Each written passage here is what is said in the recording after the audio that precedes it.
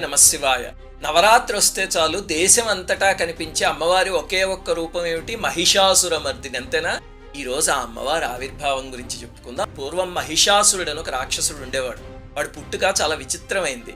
అగ్నిదేవుడి వరంతో రంభుడు అనే రాక్షసుడికి ఒక మహిషికి పుట్టాడు వాడు. అందుకే రూపం కూడా మహిషము రాక్షసుడు కలిసినట్టు ఉంటుందన్నమాట. బ్రహ్మగారికి తపస్సు చేసి మృత్యువు లేకుండా వరం కావాలి అంటే ఆయన అది కుదరదు, నీ మరణానికి ఏదో ఒక స్థానం విడిచి అప్పుడు అడుగు ఇస్తా అన్నారు. అంటే ఆలోచించి పురుషుడి చేతిలో చావకూడదు, స్త్రీల చేతిలో చావచ్చు అన్నాడు. ఎందుకంటే అంతటి రాక్షసుణ్ణి చంపే స్త్రీ సృష్టిలో లేదు, అది వాడి నమ్మకం. ఆ వరగర్వంతో ముల్లోకాల్ని అల్లకల్లోలం చేశాడు. మహర్షుల్ని ప్రజల్ని ఏడిపించేసి దేవతల మీదకి యుద్ధానికి వెళ్ళి ఇంద్రుణ్ణి అందరినీ ఓడించేశాడు. చివరికి ఇంద్రుడికి త్రిమూర్తులు సహాయంగా వస్తే విష్ణువుని శివుణ్ణి కూడా ఓడించేశాడు మహిషాసురుడు.